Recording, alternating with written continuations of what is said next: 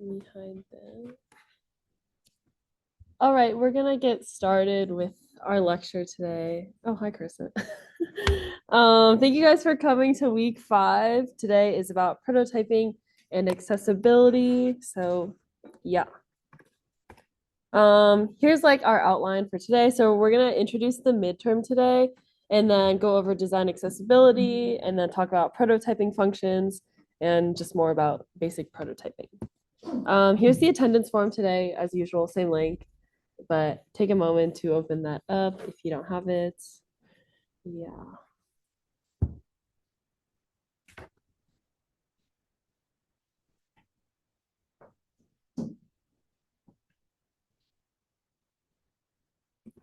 Okay, and then here's also the slide deck link. I did check this one this time. I changed it, so it's this like file that I'm using.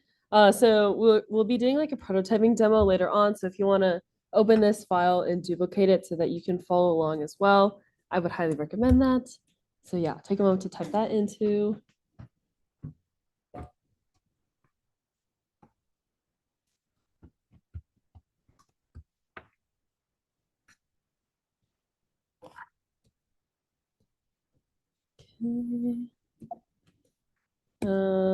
Yeah, so now I'll introduce what the midterm will be. So the prompt is kind of like you create a project that's centered around a local restaurant in Berkeley. So you kind of get to like go through the whole design process start to finish, following one of 4 different prompts that you could choose from. Or there's also the option to create your own prompt if you want to. But yeah, you're gonna be choosing like a local restaurant that's not like a chain or anything. And the reason for this is that you can kind of like be more emotionally connected to like this place that you're designing for, since it's like something that hopefully you frequent a lot or you like their foods. Oh yeah. Does it have to be a restaurant? I guess not. As long as you can accomplish all the things in the prompt and like use the different like incorporate the design elements that we require, then you could do any business if you want. But like I think we just recommend restaurants because it's easy. But yeah, if it fits, then you can do it. But if you have an idea, you can ask your TA for like approval. Yeah, does that answer your question? Yes. Okay. Yeah. But yeah, so you can also like easily conduct like user research because like many of your peers at Berkeley will probably also be interacting with this business since it's local.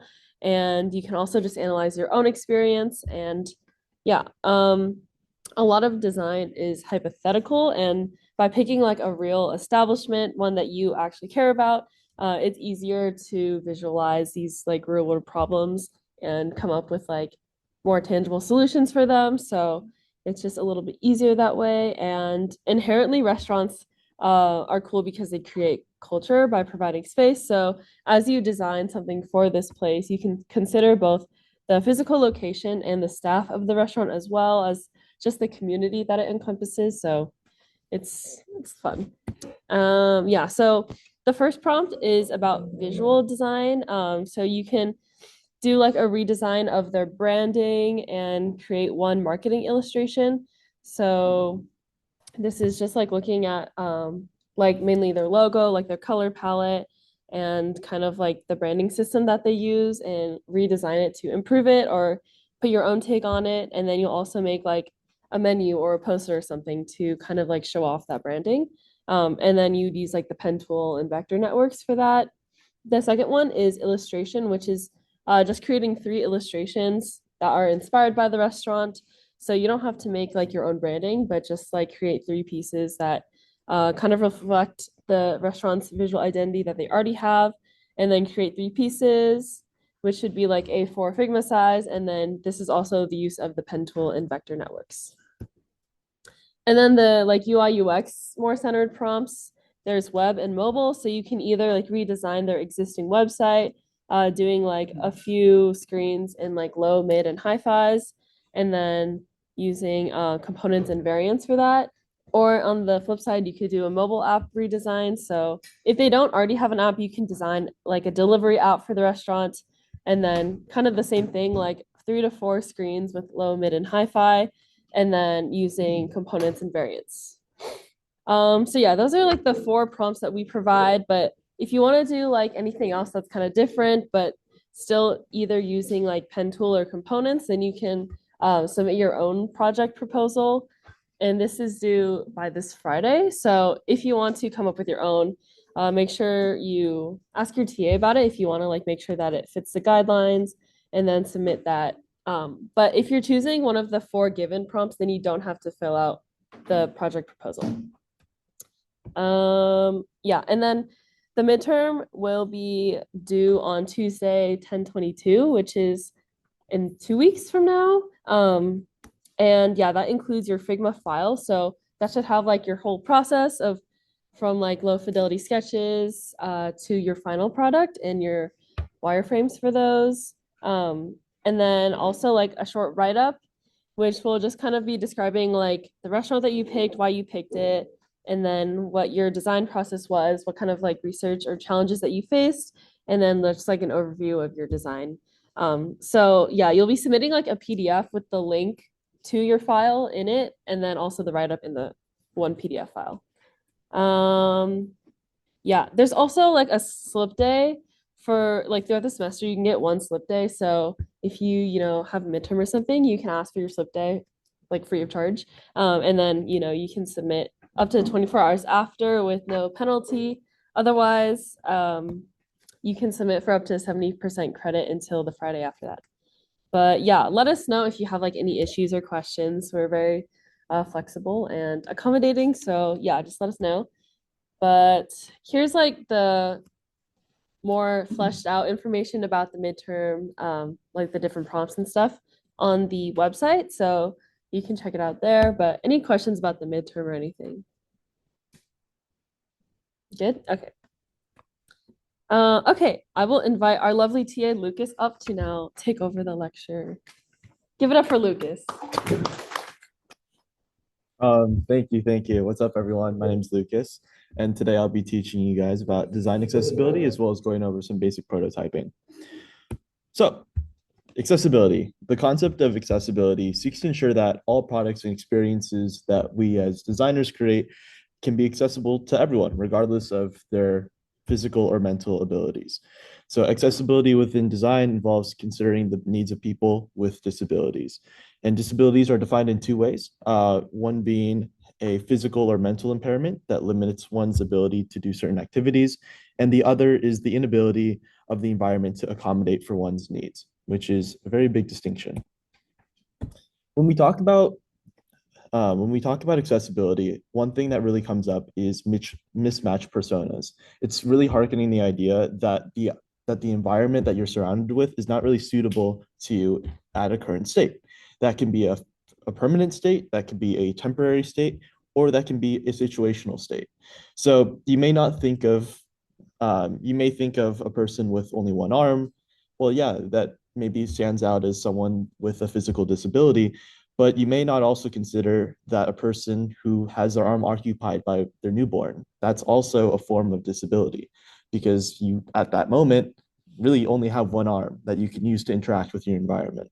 And the below examples are just more examples of what I just went over. But it's a different way to shape your thinking, and it's one that can really, help you empathize with the people around you. So to define disability, disability is a mismatch between a person and their environment. And when we're talking about disabilities, it's very important to be particular about the language that we use because the language that we use really shapes a person's impression of another person. For example, we may hear people say hearing impaired when describing a person with a hearing disability, but that's actually more of like a label and it can be taken in a negative context at some points. Language constantly is shifting and what's constantly being considered correct is also changing, which is why it's important to stay up to date and make sure that you know of the terms that people are considering kinder and socially acceptable. For example, hearing impaired has now been replaced by terms such as deaf or hard of hearing. Accessibilities of design, there are three factors to this. So one being usable design, functions as intended, is easy and intuitive to use. Second is accessible design accommodates for the needs of a group of people. And third is inclusive design includes and applies and applies to as many people as possible. Um, when talking about accessibility in visual design, there are some factors that we want to consider. One is something called an image description. So many people that are dependent on a tool called a screen reader, whether that be if you are blind or if you have low vision, you may depend on a screen reader, which is a tool that's offered with your MacBook, with your PC, that scans an entire page and using keyboard shortcuts in order to help you navigate a website. And it's really important that we have these alternative text or image descriptions in order to help people who can't visually see what's on the screen understand what's still being communicated to them at that moment. And it's also important for these reasons to have standards that can make sure that every website that's published, or at least important ones such as government websites, follow these standards such that everyone can access this information that's sometimes very, very crucial. For example, if we're talking about a very visual image, we might see text and with a colored background bright colored background behind it. And the example that we have here, we have a piece of text saying this text fails WCAG. WCAG is a form of standards, accessibility standards that sometimes websites need to check to make sure that they are compliant with. Lots of times you'll see this with big companies that have a huge reach, such as like say Microsoft, right? If they have a feature, they want to make sure that the product that they're producing complies with the WCAG standards. That way they can market it better, or they can just communicate to people with disabilities that this could be a product that can really accommodate them and can really help them be as productive as anyone else. Another thing, kind of talking about what I was, or kind of referencing what I was talking about earlier, is captioning. So it's kind of funny when you think about accessible design, you think about maybe closed captions. I, for one, don't really use them, but every single one of my roommates, whether it be watching Netflix with their AirPods in or watching it on the TV, they always have captions on. And this is just an example of how people create these things, these accessible tools for people maybe with disabilities in mind. But in the end, any tool that's created for a person or people with disabilities can be really made beneficial to anyone.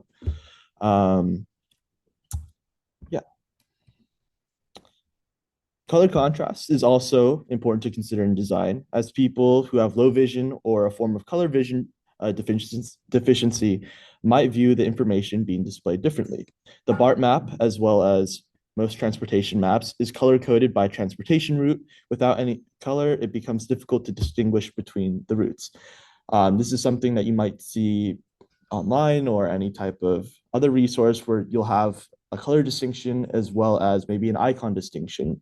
Say if we were to think about improving like the BART station map, for each color that we have, like say if we had the Antioch line, we could put a star there, or if we had the Dublin line, we could put like a circle, and we can label the lines on the map with that star and circle. That way, if you can't see color, you can at least follow the shapes. And then yeah, there's also many forms of color blindness, and it's important to accommodate and think about all these different things when you're creating any type of design.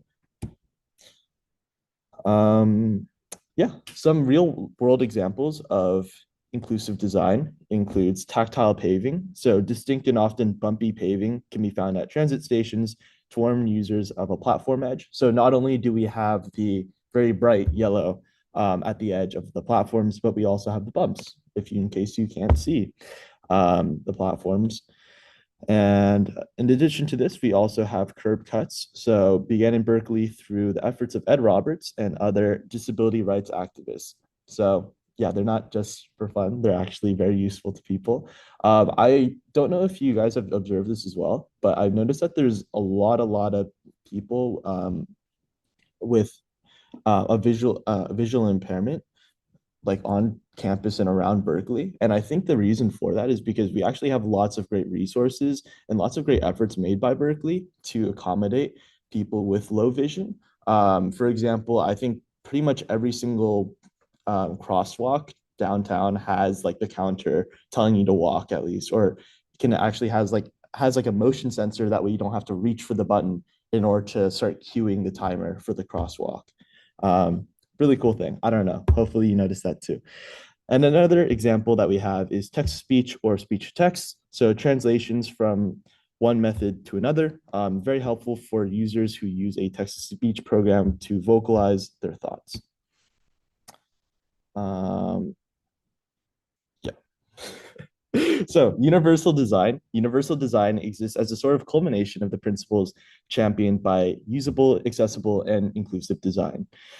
It is design that encompasses the needs of users to the greatest ability without the need for extra accommodations.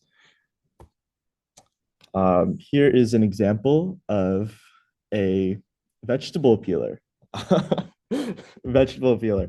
And it's really important when you're creating all these different tools. I mean, sometimes I don't know if you guys have seen maybe a product on TikTok or Instagram that's marketed, and the comments are just and it maybe looks a little bit funny to the general eye, and the comments just flame the product and say, why does it look so weird? What is this even used for? Why did you make it this color? And all those things serve a purpose when you're thinking about a product. A lot of times, the curve of a handle, or that may be odd to some other people, could be really helpful to people that have a hard time holding objects. So yeah, if you see a weird product out there, it definitely has a niche, and that's also something that you can think of if you ever want to go into product design or entrepreneurship. Um, oh yeah, questions about accessibility before we head into prototyping. Okay.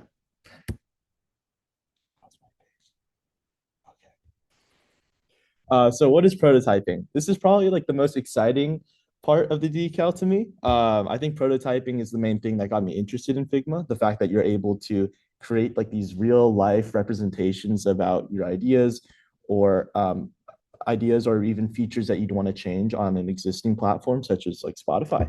But yeah, prototyping is the process of turning design concepts into tangible forms.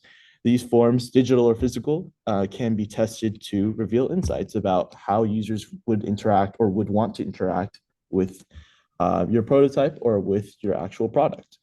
So within Figma, there's actually lots of different prototyping tools that can really make sure that this product experience that you're trying to experiment with your customer or with your team or with your boss even seems as realistic as possible. Oh yeah, so I think we talked about this before, but recall fidelity. So first off, we have low fidelity. So this is just your general concept. So when you're creating a product design, it's really important to just have a shape over something, right? Like if you're picturing like making a sculpture, right?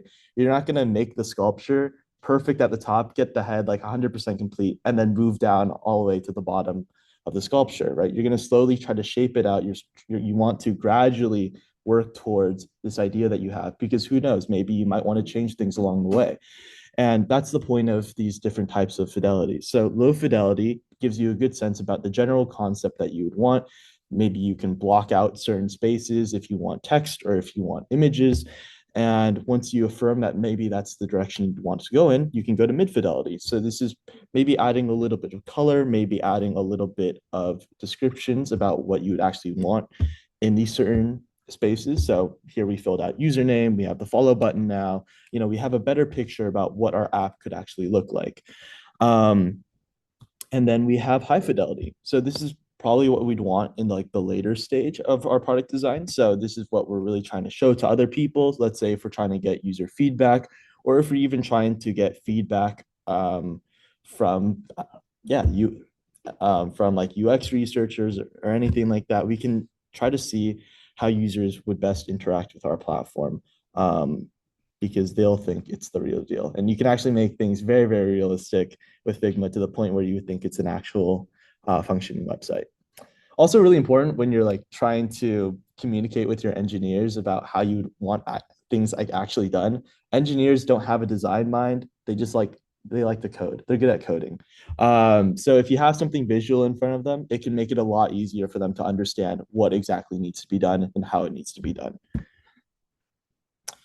Yeah, so prototyping is super, super simple. It's essentially forming these connections between two objects within a frame. It allows designers to define what happens when a user interacts with A and how A brings them to B. For example, if we're to take Instagram, think of each frame's, oh, what was that? Think of each frame that we have or each screen that we have as an instance. So with prototyping, you're able to have one action or maybe multiple actions that can bring you to a different frame. It seems very simple. I mean, I'm basically just describing how you'd interact with an app, but that's kind of the beauty of Figma, right? Is that it's just as simple as how you would think it should be. Um, yeah, another thing is that there can be multiple connections made from one object or frame as long as each interaction has a different trigger, which we'll talk about in a bit.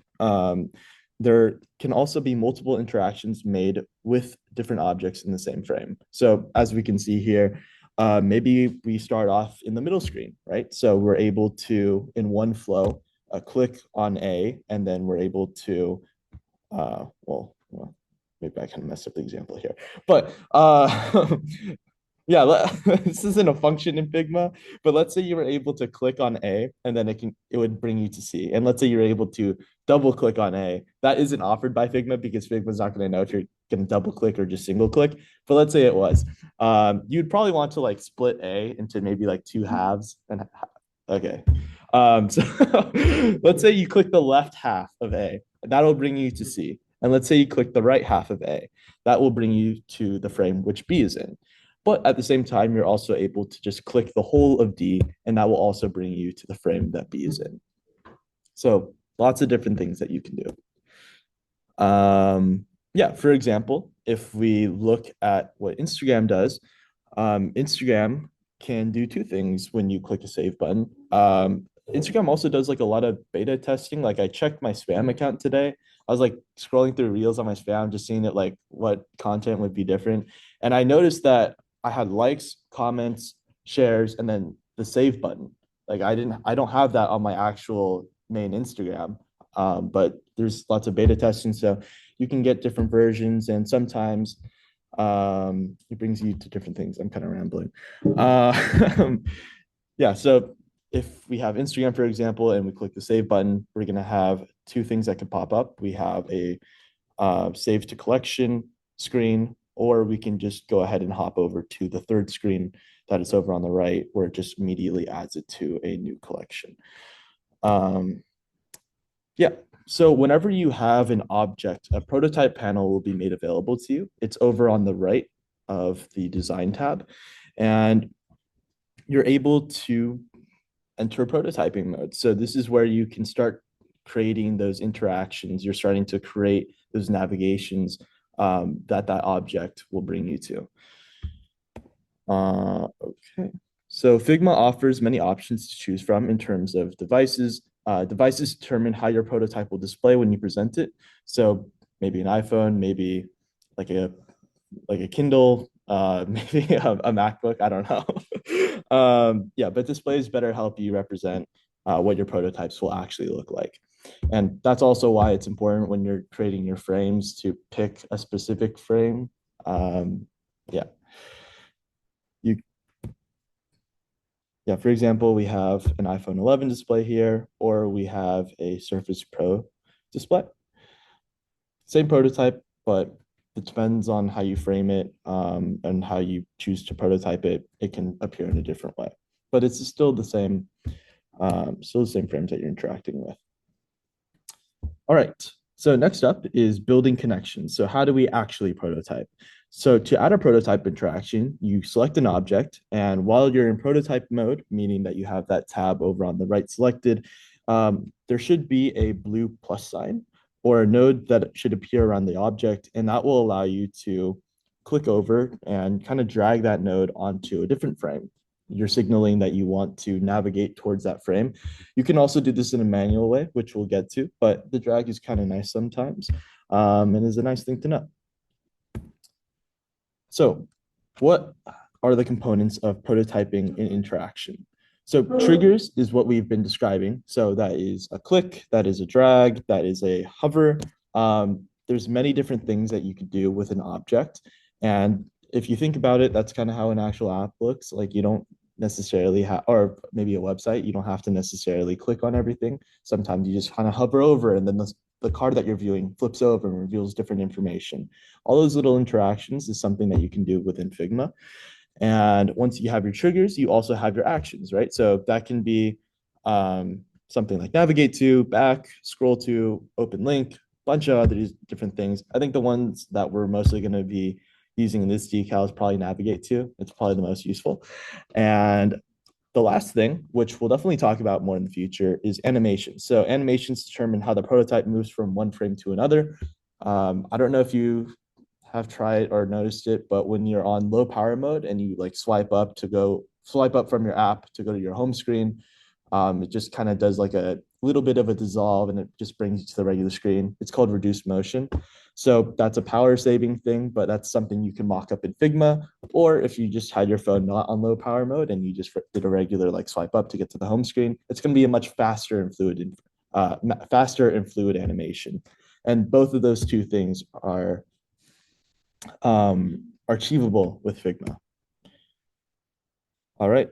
So here's a bit more of a breakdown with the interaction details that I was talking about earlier. One thing that is really interesting is the animation, curve, and duration portion, which I haven't talked on too much yet. Smart Animate is a tool by Figma where it basically tells you like, hey man, I know what you're trying to do. If you're trying to go from this frame to this frame, I'll like immediately know that you're probably want like a sliding animation, or you probably want like this fading animation. Depends exactly how you make it, and you can kind of customize it based on what you have the curve being, as well as what you have the duration being. So if you want a very quick animation, you might make the duration a lot quicker, and if you want a nice fluid animation, you might make the duration a bit longer.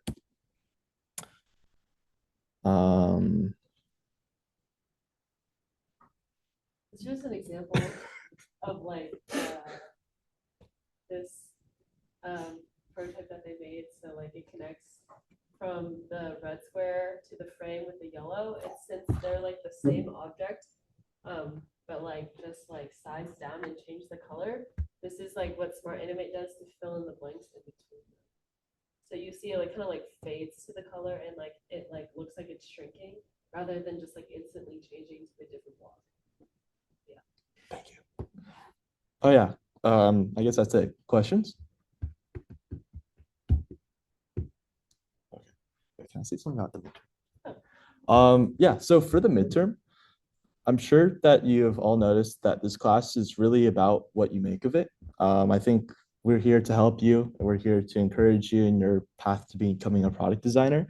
And this Figma's, it's a nice learning experience. It's fairly low commitment, which is why the midterm is kind of important. It's something that you should put some time into. If you really want to get value out of this class, you're really going to have to push yourself in some ways. And we're all here to give you the feedback that you need if you really do want to excel. Honestly, like the requirements for like the midterm project aren't too severe. You can make something pretty crappy and it still will pass the requirements. You'll still get a decent enough grade to pass the class probably. But at the same time, is that really what you're getting out of this decal, right? Like you probably want to learn, you probably want to try to advance your skills and challenge yourself a bit more. So just know that we're here for you if you do want to push yourself to that next level. And if you want to develop your design skills further, of course, feel free to talk to any of us. Yeah. Thank you. Everyone give it up for Lucas. Thank you. Yeah, just like you said, it is what you put in. So, make the most out of the projects that we assign and also our helpful feedback. But yeah, don't we talk about this stuff too? Oh, shoot. Okay. Okay. But yeah, just a little bit more about prototyping and like what else you can do with it. So yeah, obviously like it's mainly used for like app development and like UI UX design. But there's like so many other things that you could do with this tool that's like basically animation. So there's a lot of ways that you can like make buttons and navigate between like screens of an app and stuff like that. But some people also use it to like make games and stuff like that. So there's a lot of capabilities of these Figma tools. Um, but here's like another example of prototyping in action with Spotify. So you can see like they did an animation that like when you click on an album, it kind of like swoops in from the right. And that's like typically how that app would behave. So with prototyping, you can make it very realistic and like get a really high fidelity design of a product.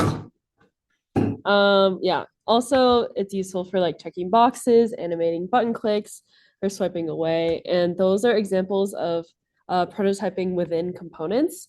So while we use components to kind of like reuse a design or like an element in our designs, a lot of times with like the same structures and elements within them, we can also prototype so that every instance that we put on our designs has that same prototyping attached to it. So whenever you put down like a button, it'll be able to be clicked on any prototype that you make without having to like do every single button that you put down on your frame. It'll just like you do it once in your prototype in your main component, and then every instance is clickable. So yeah, another useful way.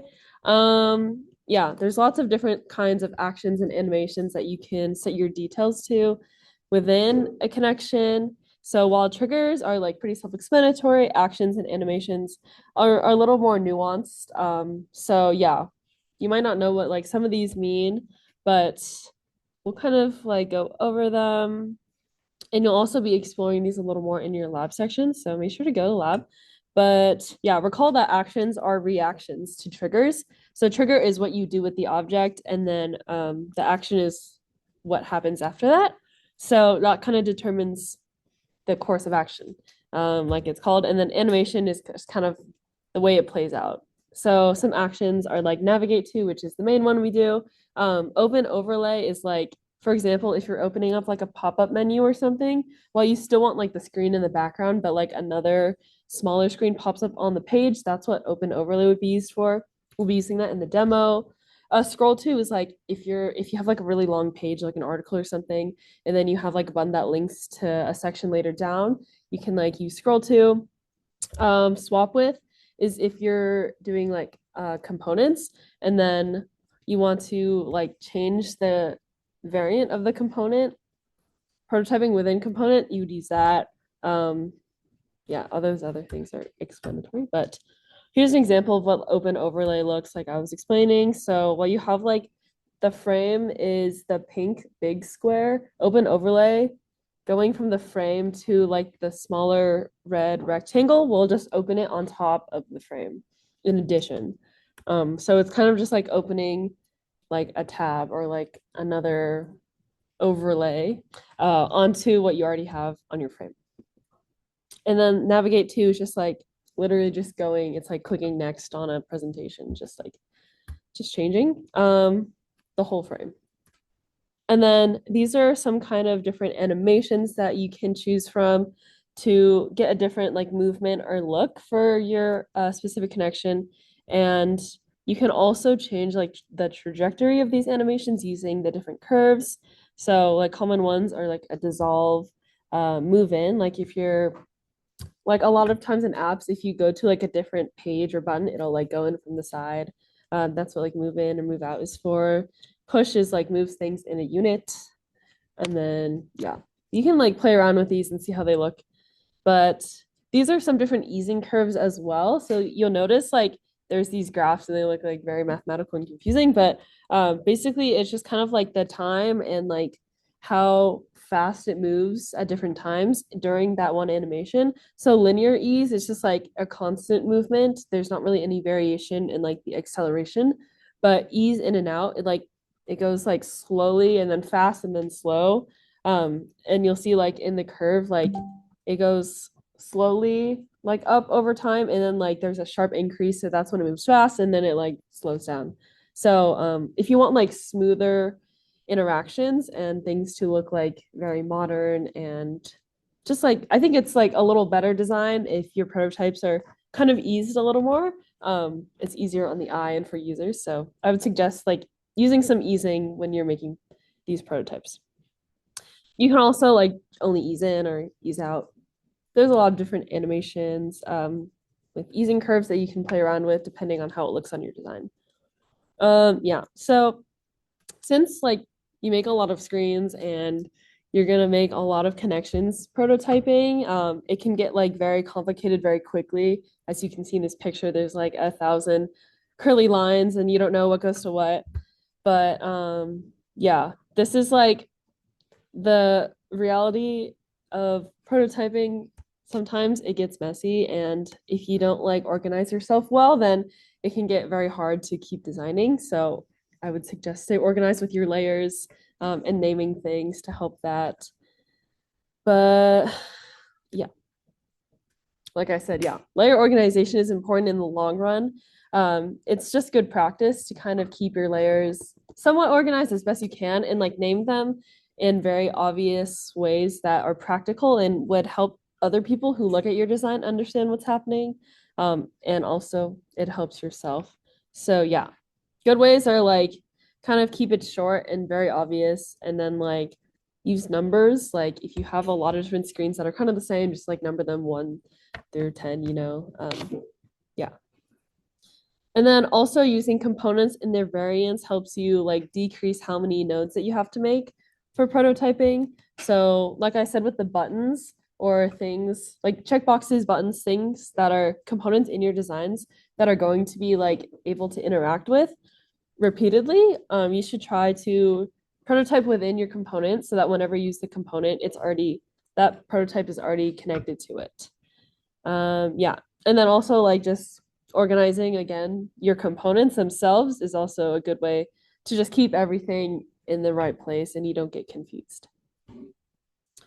You can also make multiple flows in prototype mode. So say if you're like testing out a few different designs of like an app or something, um, you have different flows that you're testing for.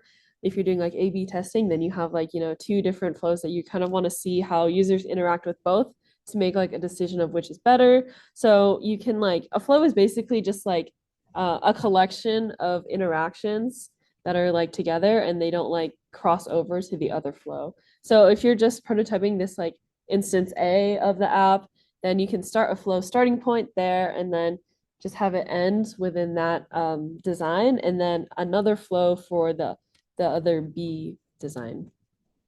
But yeah, this helps you kind of be able to do different iterations and keep your prototyping organized. Yeah, so like the way you start a flow is like you just select a frame, and then while you're in prototype mode, you can see like it says start flow starting point. And then from every starting point, you can like click the play button and it'll start that flow and not go over to the next one. Yeah, this is just like some different flows that someone might use for their app design or different like sections of a website or something like that. You just want to keep them separate. So, yeah. You can also like add a description to your flow so that you can remember what each one is for and rename them whatever you want. It doesn't have to be flow 1, flow 2, but like design A or the about tab, blah blah blah. Okay, so now we'll do a quick demo. So in our lecture file, also if you don't have this file, the link is right here. So you should duplicate this and then follow along doing the demo. I did make sure that this link works this time, hopefully. If you have any questions, just like raise your hand if it doesn't work. But I'm going to be going to the prototyping practice demo page on the left here. So yeah, we're going to create this little app, which is like the one that when you study, the tree grows. Does anyone know what this app is? Oh, I used it before. Oh, really? Oh, good, good. It was at first. Oh. After a while, Then you train yourself to not care about the tree. I think the main thing I don't like about it is like it only shows the things you planted, like not me. And then it kind of deletes the stuff like as time goes on. Yeah. And I don't like that. I want to see like the full picture. Yeah, like your whole orchard. So it's like, oh, I did all this for what? It just gets deleted. You should tell them. You should redesign it. But yeah, so we're gonna like prototype this like menu sidebar to open up and then click on the settings and then also prototype the button component. So it's kind of like a good culmination of everything we learned But yeah, I'm gonna duplicate this just in case. But if you're on your own file, you can just use like the practice here section. But any questions before I start, or anyone, can everyone access the file and duplicate it and stuff? Okay, cool. All right, so I'll just go straight in. So this is like our main frame. It's layered p_main very helpfully for us. So, okay, so looking at this frame, what do you guys think is gonna be the element that we select to open up the sidebar that we should make our first node from? Does anyone know? The what? Oh yeah, sorry. I mean, what on this? Okay, let me go to prototype mode. Oh no, you're good. Oh, do you know? Do you know? Yeah, yeah, exactly. So these three lines right here, this is a component, but we are going to start our prototyping from this element. So while we're in prototype mode on the right, we are going to click on this, and you'll see on every like side of this like selection, you'll see the little nodes pop up, which is like a little plus sign in blue. It's very small, but you're gonna click from that button and drag it over to the sidebar frame. Step one. Everyone got it? Okay. If you need me to go over, just like tell me and I'll do it. Okay, so you'll see, so when we make the node from our three lines to the whole frame of the sidebar, our interaction details pops up, and we have our trigger, our action, our destination, and our animation. You don't have to worry about state. But so it says like the default is on click, navigate to, and then our sidebar is the frame that we're going to, and the animation is instant. And if we were to look at this, just like how the settings are right now, you'll see from the flow, so automatically made like a flow starting point from the first frame that I used. And if you click the little like preview button next to it, you can see the preview of our prototype pop up. Okay, it's very big, but okay, so you'll see like if I click on the button that we just prototyped, it'll, oh gosh. Okay, so it popped up and it like is way too big and it filled the screen, which is not what we want it to look like. So we'll change the settings. So you can click back on that like noodle, the line of like the nodes, they're called noodles. So instead of navigate to, we're gonna change it to open overlay. We're gonna keep on click though, because that's what we do with the button. And then it's going to open the overlay on top of our starting frame.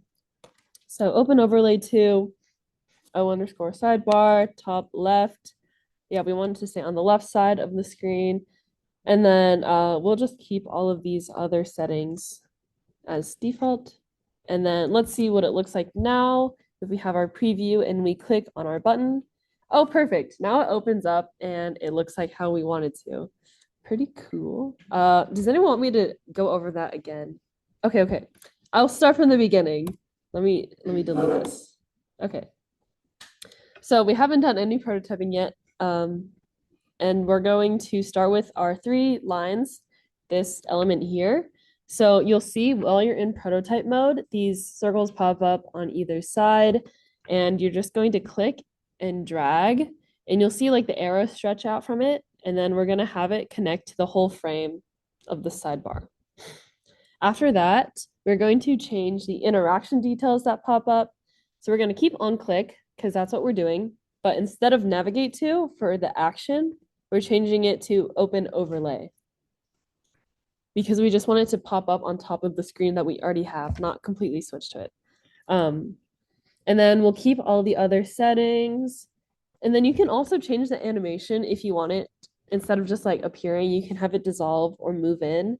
To make it fun, I'll do move in since that's like, I think what we usually see, and it'll move in like towards the right. So I choose like the right arrow, and then you're done with that. And then you can see your preview from your flow starting point, and then click on that and it pops up like that. And it closes if you click outside of the overlay. Does that make sense to everyone? Okay. All right, so now we have step one done. Next thing we want to do is navigate from this overlay. Oh, you can also just like push the play button on the top right to just like see it in a new window. If you don't want to see like the preview.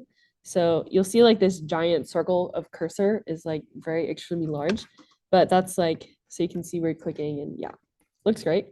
So now we're gonna do like the settings button from our overlay to our settings page, and that's going to be like a whole navigation. So we're going to start now in the sidebar, and you'll see like the whole bar of settings. We want to be able to like click that whole section, like the whole rectangle, and go to the settings page. So in prototype mode, we'll just click the whole settings rectangle, and then make a connection from there and drag it over to the settings frame. Does that make sense? Should I do that over for anyone? Okay. Um, and then we'll also look at the interaction details for this one. So it's still on click, and this time it is navigate to since we're completely changing the whole screen. Settings, and then you can change the animation to whatever you want. This doesn't change like where it's going, but just how it's going. So instead of move in, I will do a dissolve. Um, yeah, and we'll keep that. And now, if you look back at our preview, we can open the sidebar and then we can also click on settings. Oh, and it moved up, but that's okay. And now it opens our settings page. Does anyone want me to redo that part? Okay. Um, I don't know why it dissolved. I did not dissolve. Okay, wait, let me see. Oh, also, if you're in like this preview mode, you can hit R to restart to go back to like before you did all the interactions. So yeah, you can open it. Oh, okay. Sorry, I forgot to mention. If you have multiple flows while you're in like present, you can see the different flows on the left-hand side. So I was like looking at the solution one and not the one I was just doing, but it should be the same. So I can open the sidebar and then okay, now it's like instant, but yeah, make sure you're on the right flow. Actually, I will just rename this flow so I don't get confused. Okay. Everyone good so far? Any questions? Okay, we will keep going. So after our settings, we also want to be able to exit out of our settings with this X button at the top left. So if you know how to do it, you can go ahead and do it. But actually, yeah, I'll give you like a minute to do it how you think you should do it. To X out of the settings and go back to the main page. Yeah, challenge. If you have any questions, please raise your hand and we will help. Do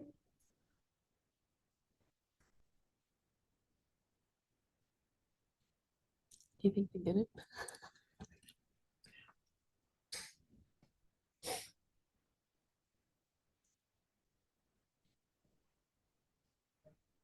Yeah. Put the pressure on.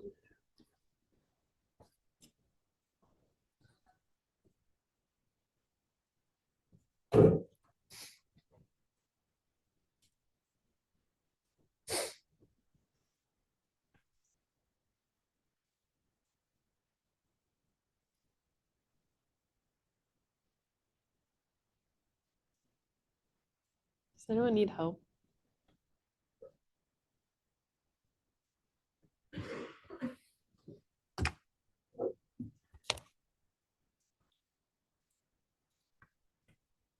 Raise your hand if you're done. Okay. Good job. Yeah, so hopefully you did this. If you made a node from the X back to the main frame or the starting one, and then on click, navigate to main. You can really just keep these settings and then change the animation if you want. But I think, oh wait. Okay. It should look something like this. Yay. And again, like you can always play around with the settings to see how it looks different, change like the animations or the easing curves.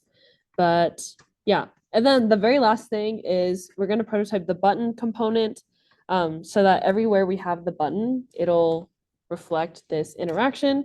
So I'm going to like double click and just get to like the white circle of one of the buttons and then make a connection from that to the other button that's like on.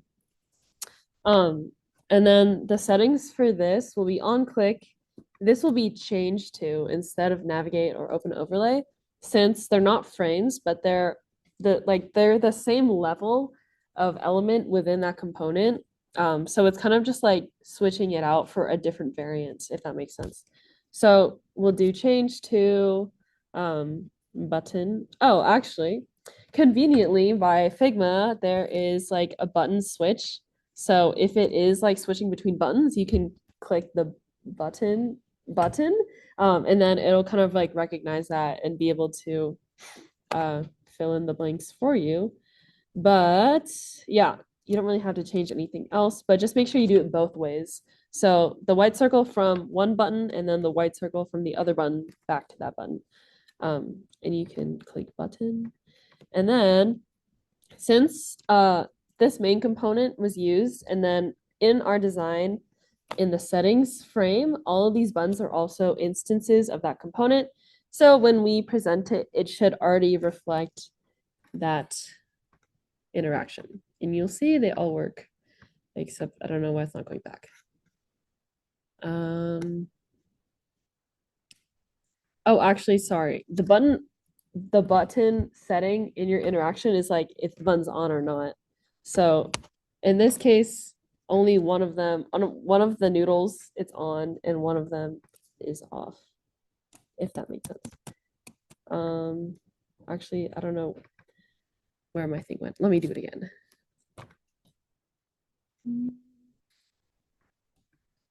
Actually, something's happening. Maybe it already is there.